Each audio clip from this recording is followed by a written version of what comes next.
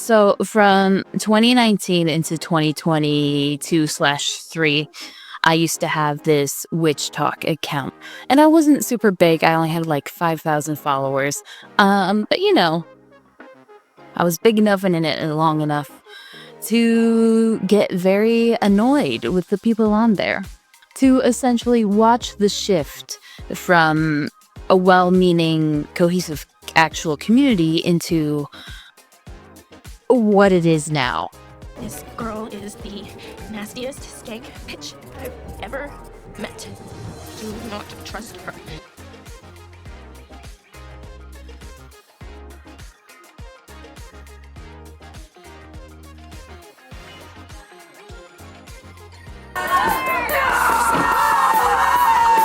So my friend decided to try and use a necromancer spell, which didn't work, which I knew it wouldn't. And apparently we contaminated the crime scene because that spell uses a lot of glitter. This mice skate situation has really got a grip on me, and I have so many questions. Like, it's cool if you want to pray to the moon and cast some spells and worship your crystals, cool. But now you're eating mice? I want to say this to like really point out here that I don't hate WitchTok. I don't hate the people on WitchTok. Like, I've been there, I used to love it. And beyond that, I do actually know what I'm talking about because I used to publish a magazine for like a year and a bit. I don't have all the magazines on hand, but I do have the compendium or whatever, so that is that.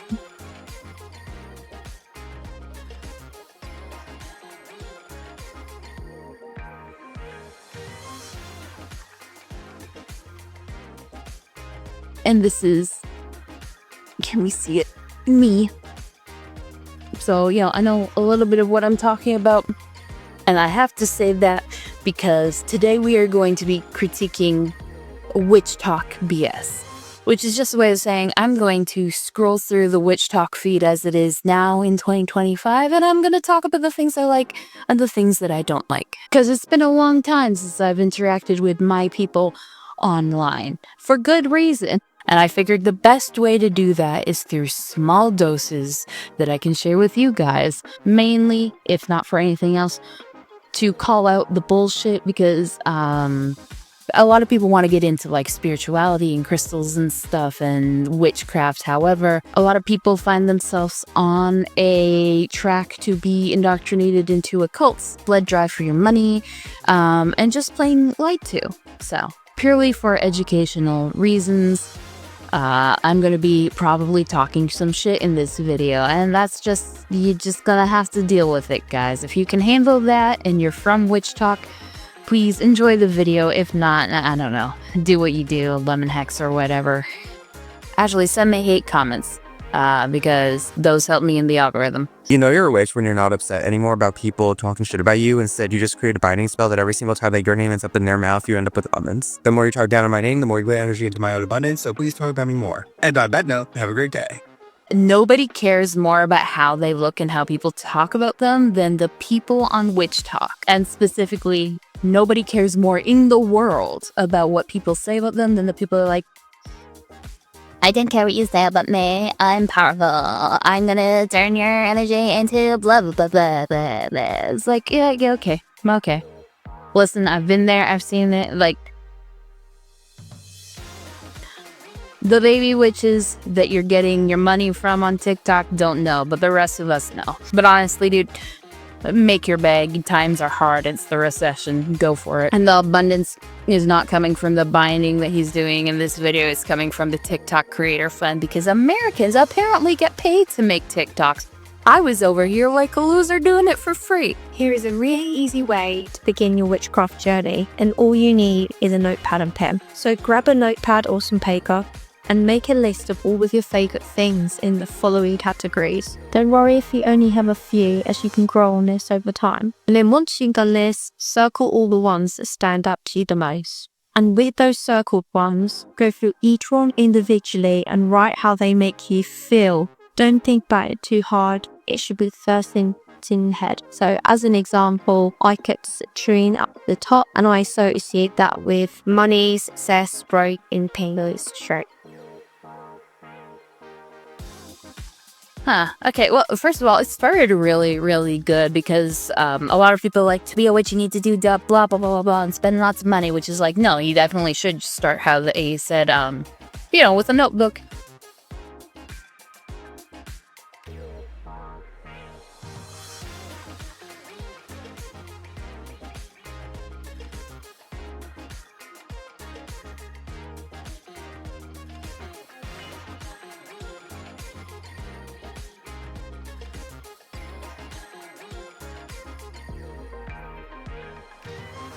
But you lost me when you're like, tell me how you feel about the plants. The thing about witchcraft is symbology is important.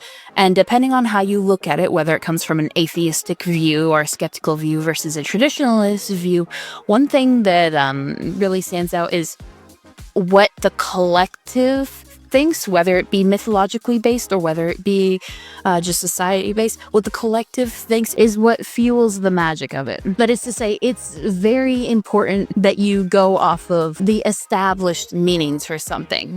You can charge anything with your intentions, but how you personally feel about an object or a herb or whatever does not equate to what it actually does, you know? And frankly, what you think about something can be completely the opposite of what it is. Like, I don't like sage. I think it smells bad.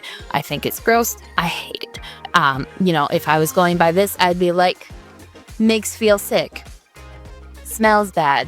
Makes people leave like stupid shit like that. But that's the opposite, it cleanses things. It tears down energies. It removes energies from an area. It's not that, and that's just like off the top of my head. So no, don't go off of what you feel about a product or whatever. Go to Le Google or a bookstore or whatever, because they have like dictionaries and stuff that have witches encyclopedias. They have those. But you can go online and be like, magical connotations of citrine and blah blah blah blah blah, and then you can go to several websites that take the aspects of the object in question that are similar in all of these things, and then write it down. And those are your actual magical connotations of the object, herb, whatever. It is not just what you think or feel.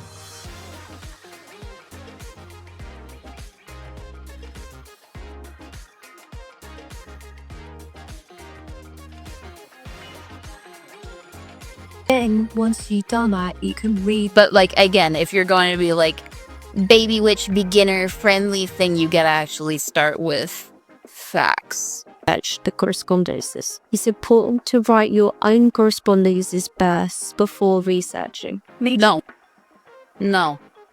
Because your own correspondences, they don't mean shit. They don't mean shit at all. So that's wrong.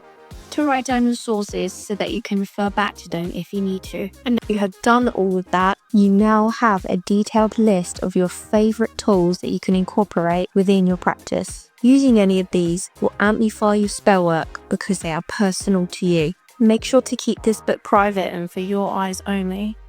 Unless you're me, in which case show it all over the internet, and it doesn't matter. That's a very Wiccan way of thinking of keep all your notes private and quiet and secret and walk in silence. And I mean, I personally believe in being able to hide your craft if you need to, but I mean, first of all, if this is true, she wouldn't be showing this. Second of all, everyone has notes. We have the Greek ancient magical papyri, which is one of the most formative of like documents on ancient witchcraft, because it was a sorcerer's notebook. Like, it's silly. Actually, going back to this, it's just like, make a list of All of your favorite things in the following categories. all of your favorite things in the following categories. It's just, it seems kind of arbitrary. I feel like if you're starting your witch journey, you shouldn't be doing this. You should actually be like looking up stuff from like Scott Cunningham or like books. You need to start looking at books and specifically searching out. You can't just be like, oh, this TikToker made a list of arbitrary things and told me to find things that I like in it and make up my own reasons. That's just not how witchcraft works. There's a right and a wrong way. People will be like, there is no right and a wrong way, but that isn't correct. And I'm not usually a mean person. I'm not the type of person to be like, don't do this, do that, blah, blah, blah. But when you are telling newbies how to get into it and you're providing straight misinformation, all that does is lead to people spiraling out when shit doesn't work, because it will not work, because you're not showing them any mythological, magical, or factual facts. And they're gonna spin the fuck out, and then they're gonna go to the other side and be like, witchcraft is fake, these people are stupid and evil and blah, blah, blah, just like what happened with me and Silver Raven Wolf's books. But yeah, no, you can't try to teach people and then not know what the fuck you're talking about. And this is actually a major reason why I had an issue with WitchTok, because everyone knows fucking nothing and puts it out as if they know everything. It's ridiculous. I am a staunch believer of everyone should have a voice. Everyone should be able to share their crafts and stuff. But when you're saying, hey, newbies do X, Y, Z, and you don't know what the fuck you're talking about, that's a problem. And it impacts all of us. Welcome back to Dawn of Angels. And today we're going to ask the question, do you have witches' marks on the palm of your hands? No, there's no such things as witches' marks. Historically, that was bullshit made up by people who were trying to burn women to the stake for being witches, which just in the end came down to political power. There's no such thing as a witch's mark. You do not have witches' marks. And this shit comes up all the time.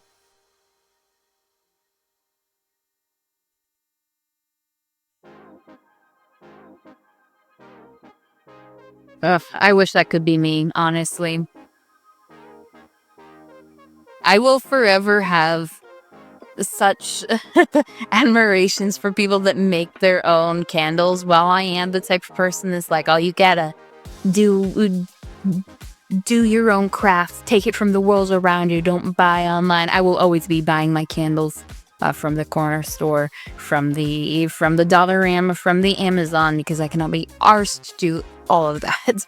And it sucks because, like, objectively, my workings and stuff would be significantly stronger if I did. Like, that handcrafting stuff puts so much energy into it before you even start the spell, but it's crazy. But I can't. I'm sorry, I'm lazy. I don't have the time. I don't have the money for the tools. It's not a thing for me. I also would like to say I do actually appreciate these sorts of spell candles towards just candles that people like glue, basically, or like roll flowers on, or dunk in oil, because, like, while all of them have a issue with flammability and fire safety, at least these ones are like slightly less dangerous. And I know if you're going to the effort to do all of this, you probably actually have like a proper setup and fire safety kit. Fire safety is a major thing that I've always harped on. Let's look at an offering of mine. This is a pomegranate that I gave to King Hades and Queen Persephone, and this has been sitting on their altar for literally months. And you can see it is sucked dry, but it's not molding. It hasn't attracted any fruit flies. It has stayed completely as is, just, again, completely sucked dry. With pomegranates back in season, I now have a nice, fresh, juicy. There's nothing wrong with how her altar is set up. So I want to like preface that. But this is a problem with a way of thinking when it comes to food offerings that I see a lot of the new age spiritual and pagan people have. There seems to be this idea that, like, if something stays on your altar and it dries out like that, that's the gods liking it. Or if it rots immediately and festers after a few hours, that's the god is hating it. When, like, no, that's just how the natural world works. You know, pomegranates are not the most juicy things out there, and it is not hard to believe that if you left a pomegranate, something that doesn't have a whole lot of juice in it, with a hard shell on a shelf in a dry area, that it wouldn't rot and become runny and filled with maggots and stuff. It's very believable. You'll find actually if you there are a decent amount of fruits, and there's a decent amount of foods and like herbs and stuff that if you just leave it out. They will dry out over time. She says it's been a couple of months, a few months, maybe towards a year, based off of what she said. So it's very reasonable to believe that that would happen to a pomegranate. People often forget the saying, which is physical before metaphysical, or there was a different way of saying it. But yeah, it's physical before metaphysical. You need to always check if there's a logical, physical, like scientific explanation before you blame it on the gods. But also, talking about this, I'm going to leapfrog off to another topic that people like to talk about is like, how do I get rid of my altar offerings and food offerings to the gods? Like, should I eat them, blah, blah, blah? And I'm not going to talk for everyone, and note that it does different whether you're going off of like historical practice versus this sort of new age pagan stuff. With this stuff, you can generally just either throw it out or you can bury it, no problem. If you want to do like a whole little like thanking the gods for accepting your offerings, you can do that.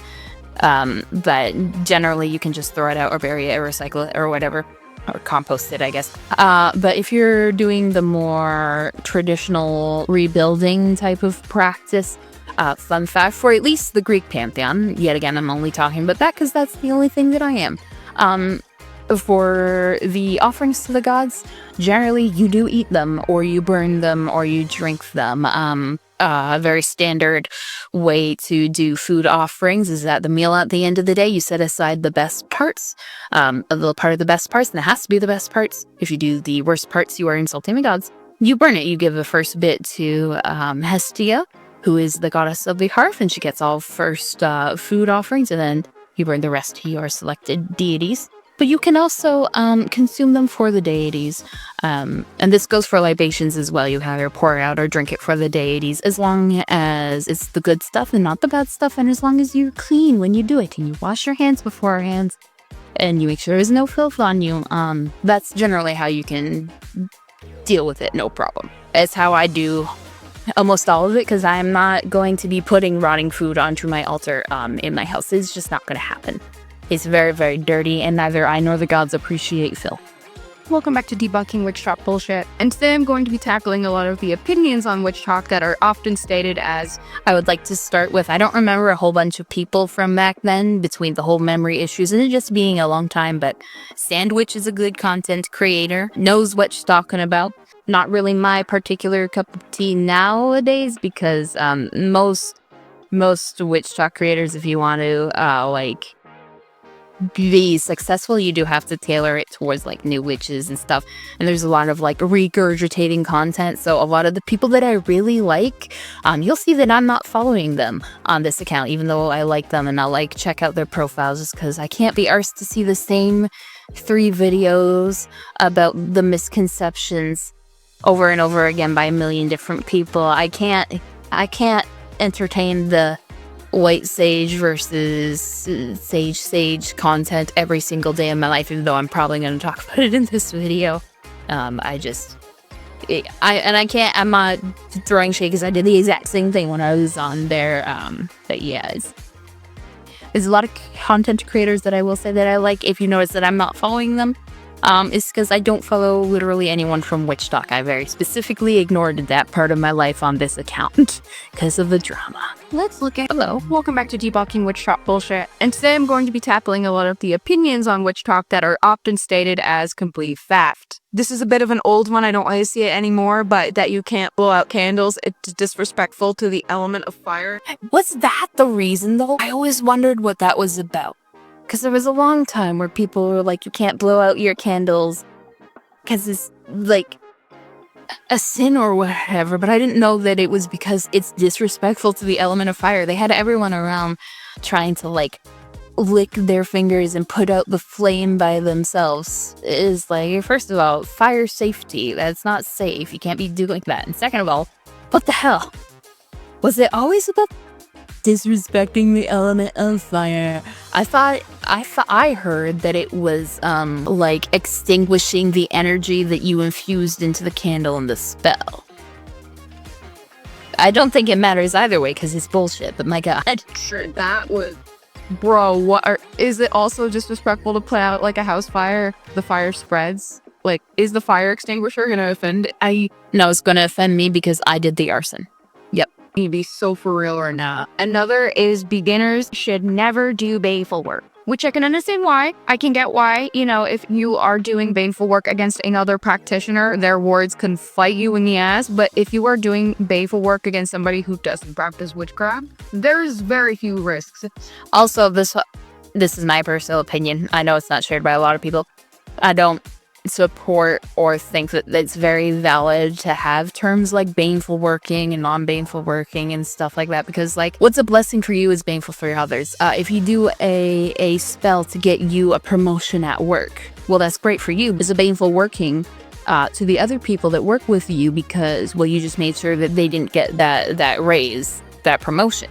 Right, so it's a blessing for you, it's a curse for them. You know, if you do like a spell and it ends up with you not having to pay for like an apple when you go to the grocery store, well, it's good for you, but then the cash register worker is gonna get like written up or get in trouble because, you know, they didn't scan things correctly and basically just stole from the store. So like this whole baneful versus non-baneful working, I find tends to fall into a very black and white thinking that is just not relevant or real, and in many cases just actually lead back to the whole black versus white, the black magic versus white magic, which in itself is a racist way of thinking.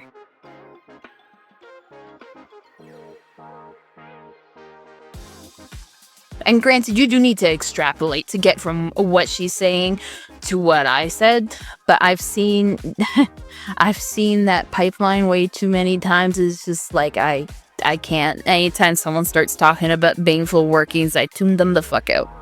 And as long as you've got a few protections up, you'll be fine. It's easier to get a lot of moldy, gross herbs or just a lot of like, you can literally use dirt in a baneful working. I prefer rotting meat. Everyone makes meat for dinner. Well, almost everyone. So it's not very hard to get a chicken. Nobody's going to question you if you go pick up a whole chicken or maybe sometimes a whole pig. But like, you can get a chicken or a pig and you can accidentally have it mold in your backyard. And you can...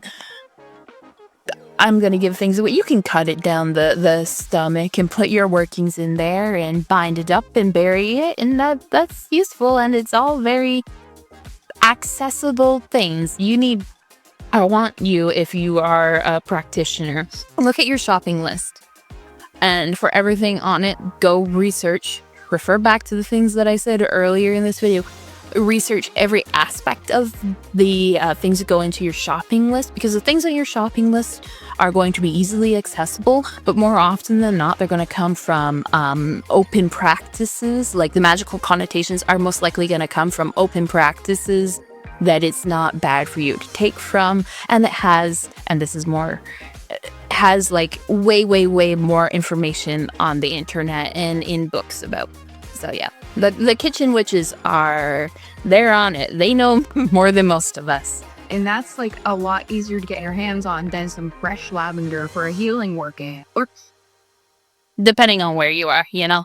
It grows in abundance around here. what I'm trying to say is baneful work is often hated as like super difficult, when in a lot of cases, baneful work can be easier than certain other types of spell work. Yeah, you can accidentally do a baneful working on someone. If you try to bless someone and the thing goes wrong, you can end up doing an accidental baneful work. It's the easiest thing to do, actually, because it's hard to like harness the good feelings and emotions into helpful spells. It is very easy to cut out a little doll, stick a name on there and scream at it and then set it on fire or burn it. That's very easy. Baneful workings are exceedingly easy. And obviously there's the belief that baneful work is bad and the threefold law and all of that crap. Yeah, y'all motherfuckers are weird. Those laws came from Wicca, and Wicca is a freeing ground for white supremacy. If you don't know what I'm talking about, watch a couple videos up in this playlist. And absolutely. But also, the one thing I never understood about that and about people like, oh, karma will get you, is like, Okay, for the threefold law, or for karma, as we know it in the West, because it's bastardized over here, for that to happen, someone has to enact it, you know? Sometimes when the threefold law says, oh, you'll do something bad and it'll come back to you 3 times worse, sometimes you are the thing that came back 3 times worse for them, and that's okay. And people that don't like that are just little assholes that think it's okay for people to run their mouths and do bad things with no repercussions. And I don't fuck with that. If you're a pagan or a pagan witch, there's a good chance that you have an altar, and there's a good chance that you work with deities, and you may have representations of those deities in the way of statues and pictures. And what do? You come to your altar space to actually leave offerings. Perhaps you talk to them. Perhaps you light candles. He's so elegant. There's a problem here. This is a remnant of a monotheistic form that comes from the church, that we light up all the saints and we light candles for everyone out there in a place where we go to perhaps worship or practice. But you are pagan. So therefore, try weaving.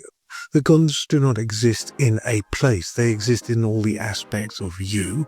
I would like to stop and just preface this with, I think this person's Celtic pagan, right? Anyway, it could be different from group to group, but I disagree with this way of thinking fundamentally, because it is simplifying a large group of practices into, well, this is just based off of Christianity. And it's like, forgetting that synchronicity is a thing, and there's no problem with bringing certain aspects of your previous worship into your new worship. It's just not true, you know? The Greek gods, you would have your household altar in your house, and it would be behind a white curtain, and people would come up and you would introduce your guests to the little altars in your house. This is not... That doesn't come from Christianity. It predates Christianity and Judaism. So that's just not true. And I guess my issue here might be the generalized language in this video, because pagan is a generalized term, you know? I think it meant like the common folk in Roman tongue back in the day. But we use it for basically any non-monotheistic religion, and oftentimes specifically non-monotheistic religions wherein magic and deity worship is a major thing. So because he is using generalized language, it is, at least in the eyes of the newbies on TikTok, him saying, well, this is like this for everyone, and that's just not true. There is no form of Christianity in my altar that's based off of what they did 2,000-3,000 years before Christianity was even born, you know? There's a lot of issues with people bringing their past Christianity into their practices in the way that it breeds very us versus them, you're evil if you do anything wrong, the gods hate you sort of mindset. But I don't think you should be commenting on anyone's altar. How one chooses to worship their gods is always personal. And the things that you do in your life, weave them within that. For instance, this is a representation of Brigid, the pre-Christian Irish goddess. Now, strong associations with fire, healing, agriculture, livestock, smithing, creativity, cooking, a mother aspect. Then put her in the kitchen, put her by the fireplace, put her in your workshop. Coventina, pure. Okay, I'm going to stop there. I'm not going to watch the rest of that because, yeah, again, this is clearly Celtic pagan. But he used generalized words, so I'm going to just be like, actually, this is all but me because I'm a special snowflake. But yeah, at least with Greek paganism, it is not as simple as that. They do work on a basis of reciprocity.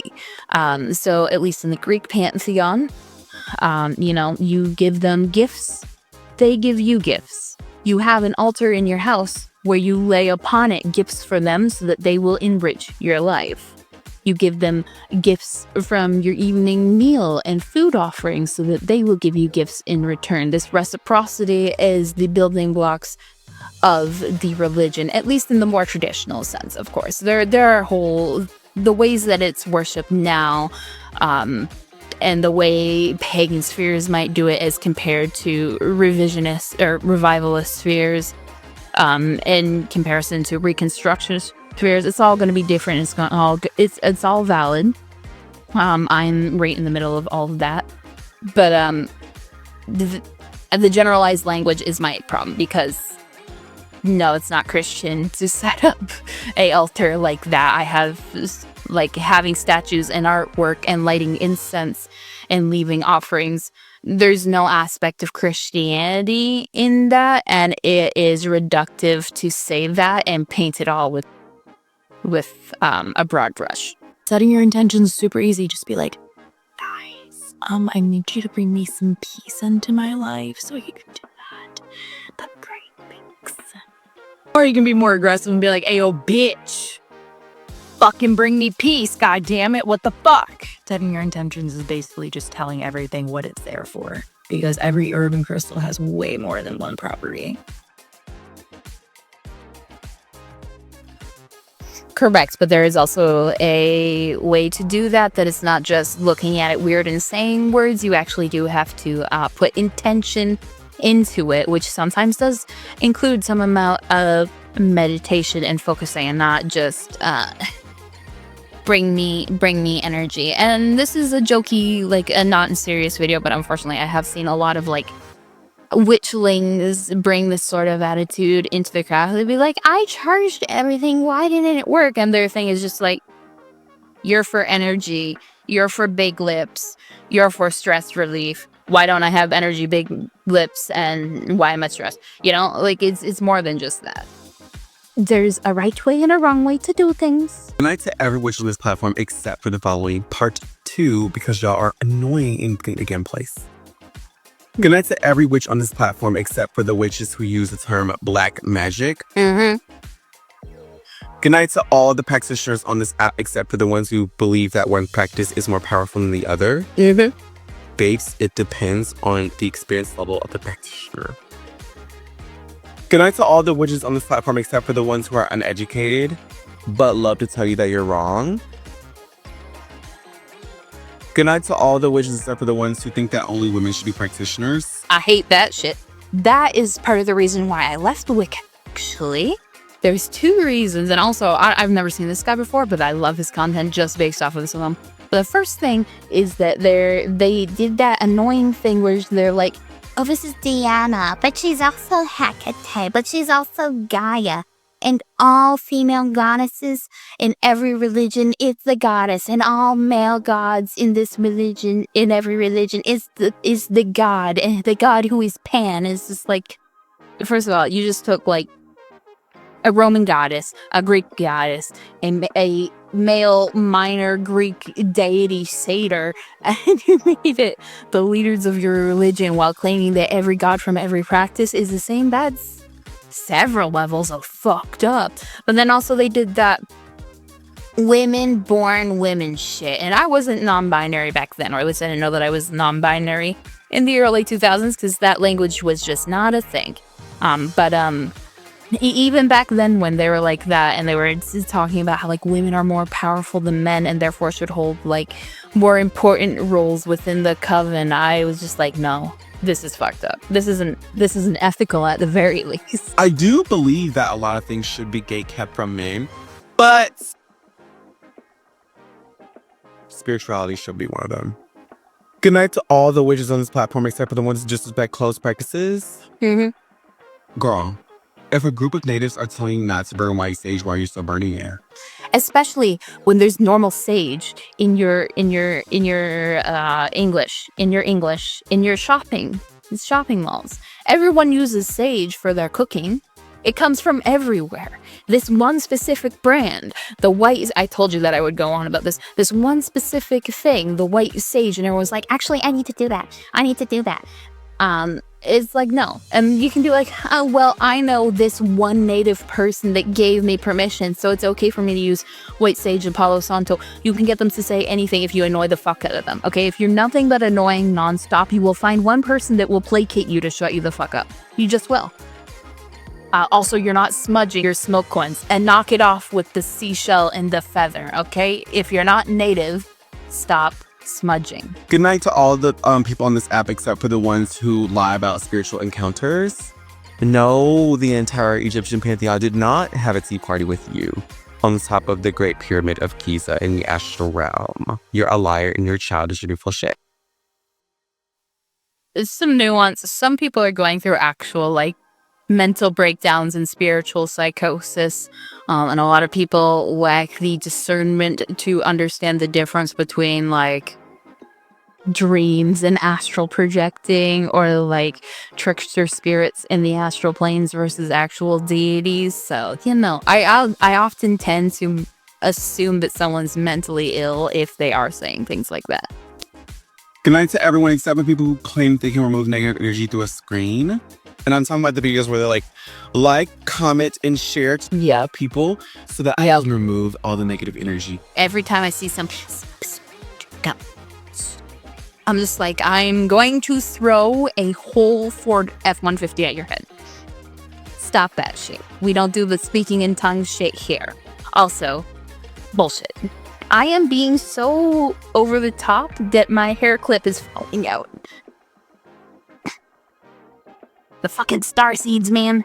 They got me heated. Oh yeah, people might have thought that I was lying when I said that I have hair down to my waist. I guarantee I'm not.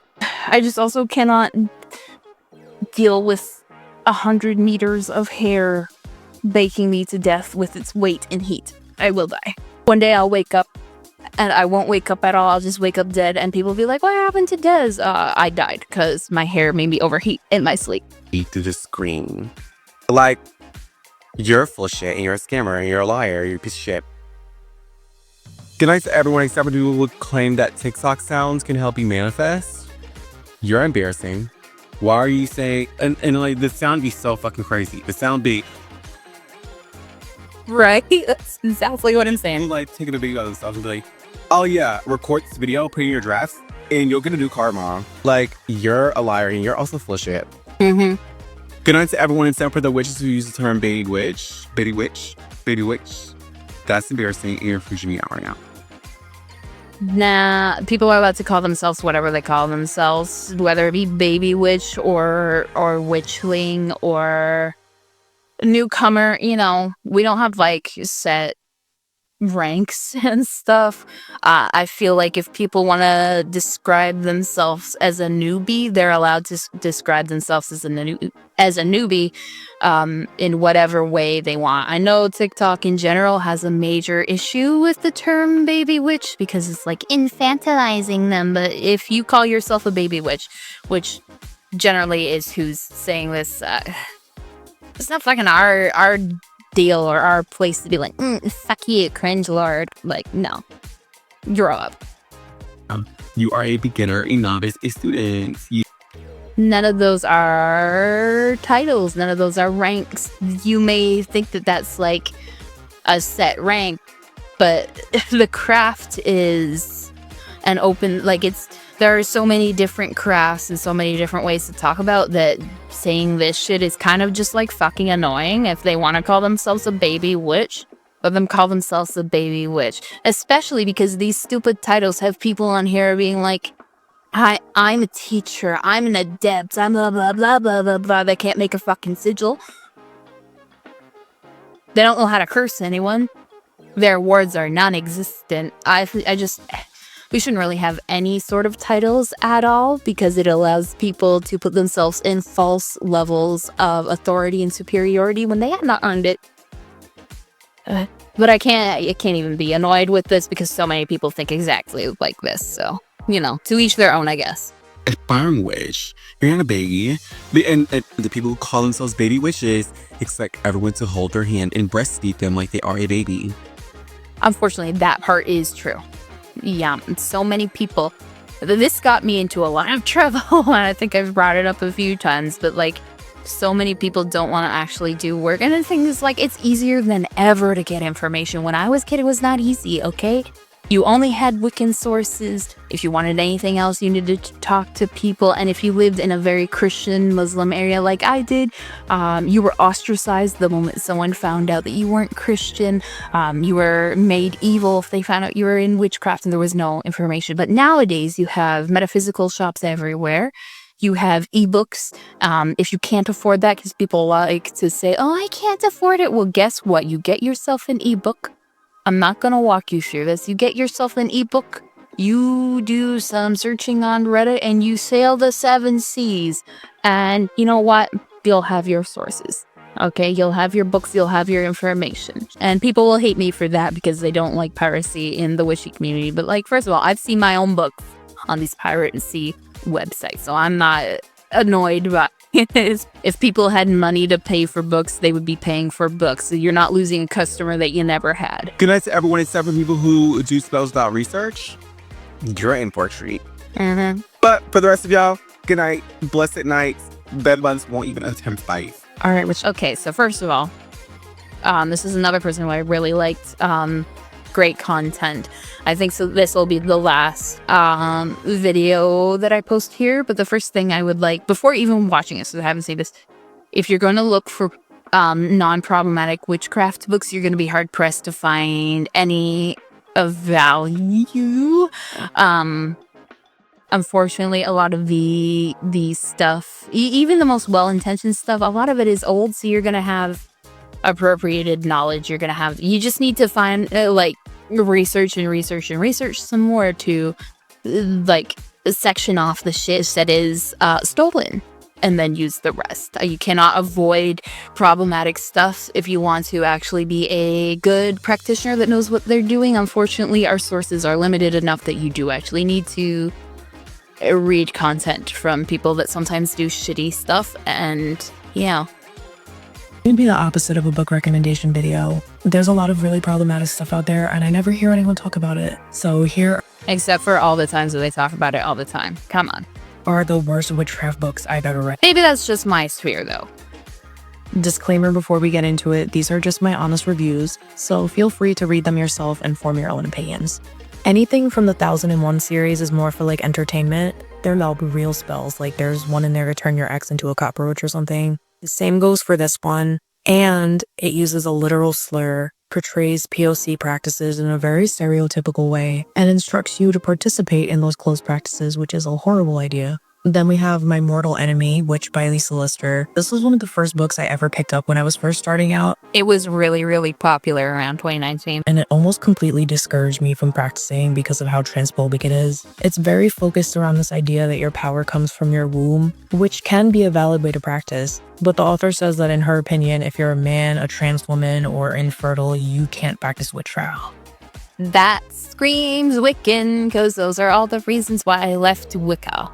I don't even think I need to explain how ridiculous and damaging that is. Then we have the infamous Silver Raven Wolf. The main issue with her books is misinformation. She kind of just makes stuff up and presents it as fact. And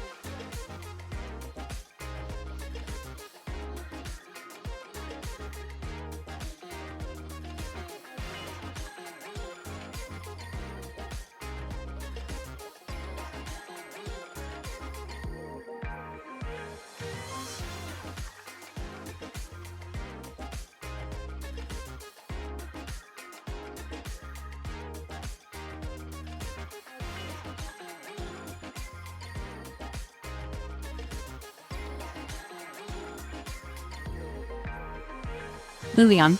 Anything by Raymond Buckland is considered a classic and does have a lot of useful information, but they were written in the 70s when witchcraft was first starting to get popular. And because of that time period, you're gonna see a lot of racism, sexism. Right, but this is what I said about earlier, where you do have to take it with a grain of salt and wade through the bullshit on the older texts, because unfortunately, it's a staple to read. You do have to read Buckland and Cunningham and stuff if you want a decent introduction to the craft, because they have such good information. You just need to shift through the bullshit. Homophobia. I would still encourage y'all to read books from that time period because they are useful, but just be on the lookout for those kinds of things and take everything with a grain of salt. Same thing goes for Witch of Bible. I think it came out in the 90s, but same exact issue.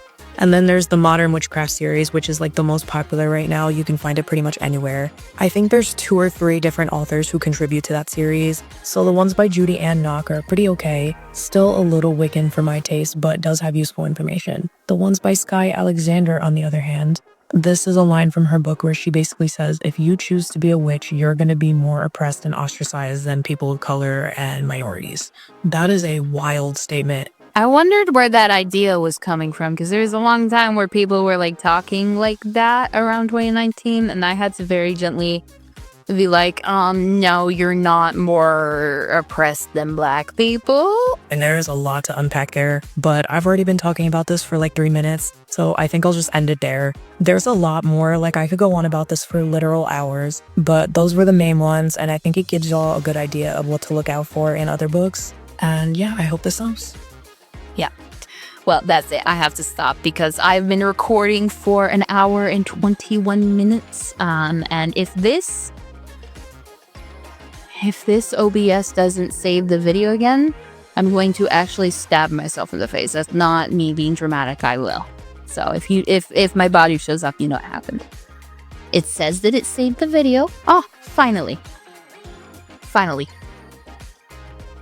Because the last I recorded for like 4 hours yesterday, and it didn't save the videos because I wasn't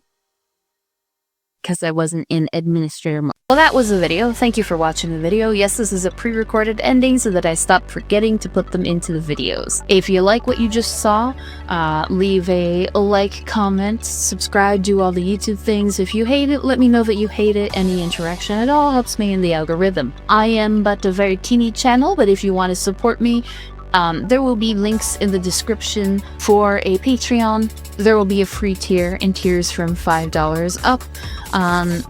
Basically, it's just a place to find information on upcoming videos. You can suggest what type of stuff you want to see there. And of course, if you want to support me, you can support me in this economy so I could put out a video more than every 15 days, which seems to be the current schedule.